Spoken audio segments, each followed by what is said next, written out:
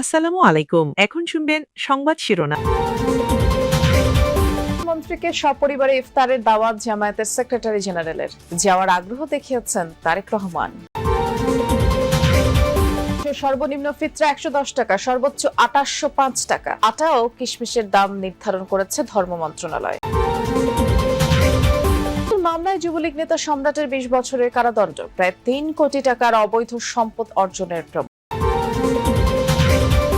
নিলেন নতুন আইজিপি আলী হোসেন ফকির। পুরনো পোশাকে ফিরে যাওয়ার দাবি পুলিশ সার্ভিস অ্যাসোসিয়েশনের। মানসিকতায় পরিবর্তনের তাগিদ বিশেষজ্ঞদের। এতক্ষণ শুনছিলেন সংবাদ শিরোনাম, এবারে শুনবেন বিস্তারিত। আয়োজিত ২৮ ফেব্রুয়ারির ইফতার অনুষ্ঠানে প্রধানমন্ত্রী তারেক রহমানকে সপরিবারে দাওয়াত দেওয়া হয়েছে। সকালে প্রধানমন্ত্রীকে দাওয়াত দিতে সচিবালয়ে যান জামায়াত ইসলামের সেক্রেটারি জেনারেল মিয়া গোলাম পরোয়ার। পরে সাংবাদিকদের তিনি জানান, চীনমৈত্রী সম্মেলন কেন্দ্রে ওই দিনের ইফতার অনুষ্ঠানে প্রধানমন্ত্রী দাওয়াত খুব আন্তরিকতার সাথে গ্রহণ করেছেন এবং তিনি ইফতার অনুষ্ঠানে যাবেন বলেও আশ্বস্ত করেছেন। মিয়া গোলাম পরোয়ার বলেন, রাজনীতিতে পুরনো সংস্কৃতির যেন পুনরাবৃত্তি না ঘটে। সংসদই হবে সকল রাজনৈতিক আলোচনার কেন্দ্রবিন্দু, আর এটাই গণতন্ত্রের সৌন্দর্য।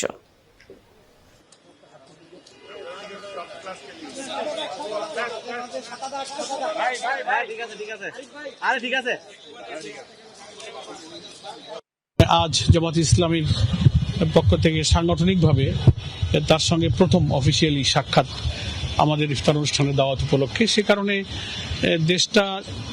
দেশের মানুষের প্রত্যাশা অনুযায়ী যেন শান্তিপূর্ণভাবে পরিচালিত হতে পারে, সেক্ষেত্রে উনিও সরকারের আকাঙ্ক্ষার কথা, ইচ্ছার কথা, প্রচেষ্টার কথা তুলে ধরলেন। বেশি আজকের দিনেও বেশ ব্যস্ত কর্মসূচি। প্রধানমন্ত্রী তারেক রহমান, যিনি সচিবালয়ে নিয়মিতভাবে অফিস করছেন এবং খুব সকাল থেকেই অফিস করা শুরু করেন, অর্থাৎ সকাল ৯টা থেকেই বলা চলে তার কার্যক্রম বা কার্যদিনের শুরু হয়। যদিও আজ পিলখানার সেই বিডিআর হত্যাকাণ্ডের ঘটনায় তিনি সকালবেলা বনানী সামরিক কবরস্থানে শ্রদ্ধা জানানোর শেষে তিনি এসেছেন সচিবালয়ের কার্যালয়ে এবং মন্ত্রিপরিষদ বিভাগে, এবং তিনি প্রথমেই দিনের শুরুতে জামায়াতে ইসলামীর আমির যে খবরটি পড়ছিলেন যে জামায়াতে ইসলামীর পক্ষ থেকে দলের সেক্রেটারি জেনারেল মিয়া গোলাম পরোয়ার তিনি তার সঙ্গে সাক্ষাৎ করেছেন এবং দলের ইফতার মাহফিলে আমন্ত্রণ জানিয়েছেন এবং বিএনপি চেয়ারম্যান তারেক রহমান সেটি বেশ সাদরেই গ্রহণ করেছেন, আশাও প্রকাশ করেছেন সেটি যোগদানের এবং নতুন করে রাজনৈতিক জনপ্রতি সর্বনিম্ন ১১০ টাকা এবং সর্বোচ্চ ২৮০৫ টাকা নির্ধারণ করা হয়েছে। সকালে বায়তুল মোকাররমে ইসলামিক ফাউন্ডেশনের সভাকক্ষে জাতীয় সাদাকাতুল ফিতরা নির্ধারণ কমিটির সভায় এই সিদ্ধান্ত হয়েছে। ফিতরা নির্ধারণ কমিটির সদস্য সচিব ডক্টর মোহাম্মদ হারুনুর রশিদ জানান, ইসলামী শরিয়া মতে আটা, জব, কিশমিশ, খেজুর, পনির ইত্যাদি পণ্যগুলোর যে কোনো একটি দিয়ে ফিতরা দেওয়া যায়। নিজ নিজ সামর্থ্য অনুযায়ী এই পণ্যগুলোর যে কোনো একটি পণ্য বা এর বাজার মূল্য দিয়ে ফিতরা আদায় করতে পারবেন মুসল্লিরা। আর সভায় সভাপতিত্ব করেন জাতীয় সাদাকাতুল ফিতরা নির্ধারণ কমিটির সভাপতি ও বায়তুল মোকাররম জাতীয় মসজিদের খতিব মাওলানা মুফতি আব্দুল মালিক। সভায় আরো বলা হয়, এই পণ্যগুলোর স্থানীয় খুচরা বাজার মূল্যের তারতম্য রয়েছে, স্থানীয় মূল্যে পরিশোধ করলেও ফিতরা আদায় হবে। গম বা আটা দ্বারা সাদাকাতুল ফিতর আদায় করলে তা হবে অর্ধ সা বা ১ কেজি ৬৫০ গ্রাম। প্রতি কেজি ৬৫ টাকা দরে সাদাকাতুল ফিতর হবে ১৯,৯৪,৮০,০৮৭ টাকার অবৈধ সম্পদ অর্জনের অভিযোগের মামলায় যুবলীগ নেতা ইসমাইল চৌধুরী সম্রাটকে পৃথক ২ ধারায় ২০ বছরের কারাদণ্ড দিয়েছেন আদালত। ঢাকার বিশেষ জজ আদালত ৬ এর বিচারক মোহাম্মদ জাকারিয়া হোসেন এই রায় দেন। অবৈধ সম্পদ অর্জনের অভিযোগে সম্রাটের বিরুদ্ধে ২০১৯ সালের ১২ নভেম্বর মামলাটি করেন দুদকের উপপরিচালক জাহাঙ্গীর আলম। দুদকের এই কর্মকর্তাই মামলাটি তদন্ত করেন।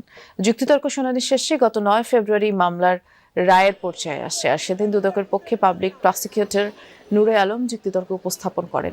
আসামি পলাতক থাকে, আত্মপক্ষ শুনানি হয়নি। এর আগে অস্ত্র মামলায় তাকে যাবজ্জীবন কারাদণ্ড দেওয়া হয়। নিযুক্ত inspector general of police IGP Mohammad Ali Hossain Fakir দায়িত্ব গ্রহণ করেছেন।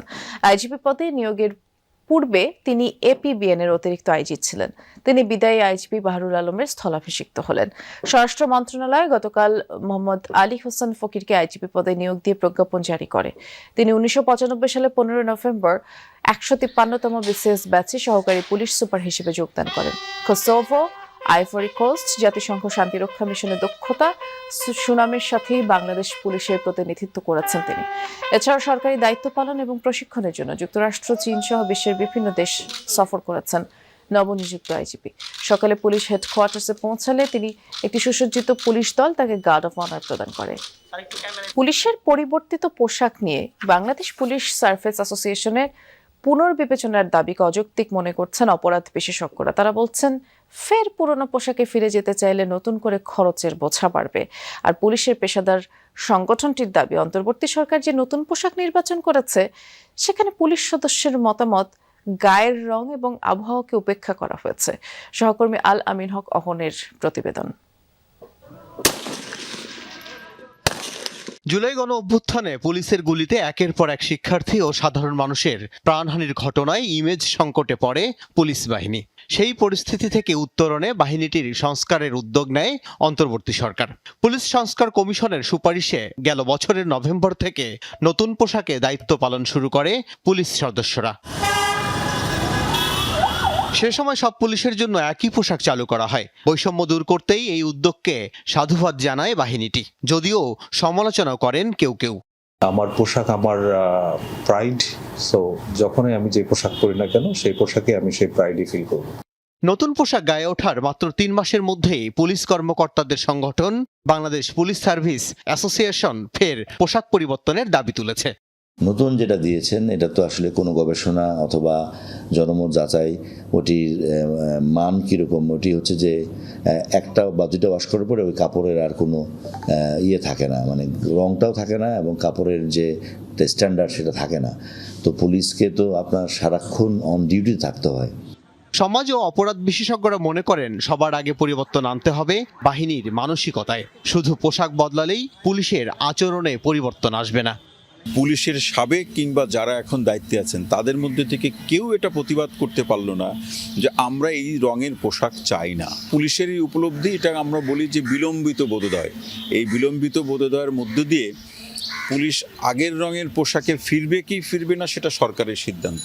কিন্তু এতটুকু আমরা বুঝি, এই দুই প্রক্রিয়া অনুসরণ করতে গেলে রাষ্ট্রের একটা বড় অর্থের অপচয় এখানে হয়েছে। এই অপচয় বহন করার মতো আর্থিক সক্ষমতা বা সামর্থ্য রাষ্ট্র হিসাবে আমাদের নেই। গেল বছর পুলিশ বাহিনীর প্রায় 2 লাখের বেশি সদস্যদের প্রত্যেকের জন্য 3 সেট করে নতুন পোশাক, বুটস, বেল্ট এবং ক্যাপের পেছনে 150 কোটি টাকারও বেশি ব্যয় হয়েছে। আল আমিনা কহন, যমুনা নিউজ, ঢাকা। কাল উৎসে বহুল প্রতীক্ষিত অমর একুশের বইমেলার পর্দা। আর মেলা নির্বিঘ্নে অনুষ্ঠানের লক্ষ্যে প্রস্তুত পুলিশ সোয়াট টিম। সকালে সোহরাওয়ার্দী উদ্যানে বইমেলা প্রাঙ্গণ পরিদর্শন করেন অতিরিক্ত পুলিশ কমিশনার মোহাম্মদ সরওয়ার। তিনি জানান, নিরাপত্তা নিশ্চিতে পুলিশ কন্ট্রোল রুম থেকে 24 ঘন্টা তদারকি করা হবে। মাঠে পর্যাপ্ত পুলিশ মোতায়েন থাকবে, সাদা পোশাকেও পুলিশের বিশেষ টিম থাকবে। সাপ্তাহিক ছুটিতে বিশেষ নিরাপত্তা